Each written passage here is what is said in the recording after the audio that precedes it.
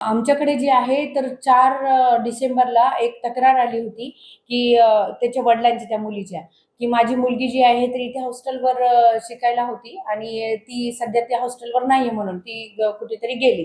म्हणून आम्ही जे आहे तर मुलीला अज्ञात व्यक्तीने पळून नेलं या अशा संदर्भाने गुन्हा दाखल केला त्यावेळेस. आणि गुन्हा दाखल केल्यानंतर जे आहे आम्ही तपास त्याच्यामध्ये सुरू केला असता म्हणजे ती मुलगी ज्यावेळेस इथून निघाली त्यावेळेस तिच्याकडे येऊन बसली. त्यावेळेस तिच्याकडे जो सिम होता तो तिने चेंज करून टाकला.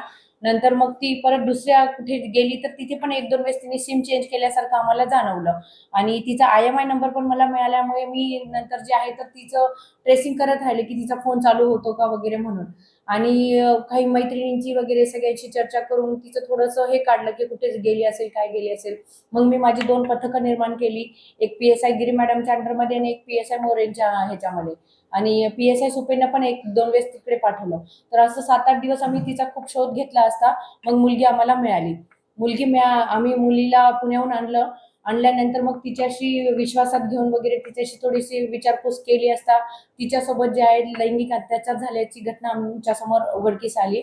मुलीचं वय 17 वर्षच चालू होतं. त्यामुळे आम्ही पोक्सो ॲक्टनुसार गुन्हा दाखल केला त्याच्यामध्ये आणि गुन्हा दाखल केल्यानंतर मग आमच्या लक्षात आलं, की खूप वेगवेगळ्या ठिकाणी ह्या घटना घडलेल्या आहेत आणि तिला त्या मुलांचे वगैरे काही खूप अशी नावं माहीत नाही. कोण तिच्या ओळखीचे नव्हते, सगळे अनोळखी इसम होते ते सगळे. म्हणजे ती ज्या ठिकाणी गेली, त्या ठिकाणी त्या लोकांनी तिचा जो आहे यूज करून घेतलेला आहे. तर त्यामध्ये एक व्यक्ती होता, तो पेट्रोल पंपवर काम करणारा होता. निखिल गायडे म्हणून. त्याने तसं केलं मनमाड, नाशिक या ठिकाणी. त्याच्यानंतर यवतमाळ, पुसद या ठिकाणी जो आहे तर तो म्हणजे नात्याने बघितलं तर तिचा भावासारखाच लागणारा होता. रोहित ढाकरे म्हणून. तर त्याने पण तिच्यावर तसा अत्याचार केला. त्याच्यानंतर परभणी आणि हिंगोलीमध्ये जे आहे वसमत या ठिकाणी सुद्धा तिच्यावर प्रदीप शिंदे नावाचा जो मुलगा होता, त्याने पण असा अत्याचार केला.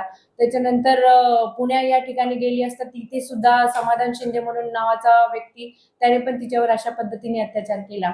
म्हणजे ज्या ठिकाणी ती गेली त्या ठिकाणी अशा पद्धतीने तिच्यावर लैंगिक अत्याचार झाला आणि अशा सगळ्या आरोपींना आम्ही डिटेक्ट करून शोध घेऊन त्या 4ही आरोपींना जे आहे आम्ही ताब्यात घेतलेलं आहे आणि त्यांच्यावर जी आहे पोक्सो ॲक्टनुसार कारवाई केली.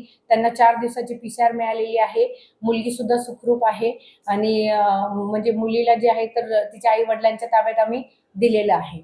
अशा पद्धतीने जर विचार केला तर खरं तर म्हणजे आई-वडील थोडं तिला अभ्यासासाठी बोलत होते, तर ती त्या दबाव ती सहन नाही करू शकली आणि तिने ते हॉस्टेल सोडलं. परंतु तिने हॉस्टेल जरी सोडलं, तिची थोडीफार जरी चूक असली तरी सुद्धा ज्या समाजामध्ये ती फिरते किंवा ज्या लोकांच्या ती संपर्कात आली, तर त्या लोकांनी त्या मुलीला एखाद्या 100 नंबरला जरी कॉल करून पोलिसांच्या हवाली केलं असतं, तरी तिच्या आयुष्यामध्ये एवढ्या दुर्घटना घडल्या नसत्या.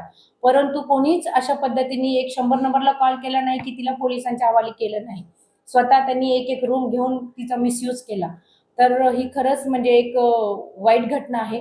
पण समाजाने पण ह्या गोष्टीकडे एक चांगल्या पद्धतीने लक्ष देऊन ही गोष्ट हे केली पाहिजे आणि मुलींनी सुद्धा सावध होणं, आई-वडिलांनी सुद्धा सावध होणं अत्यंत गरजेचं आहे.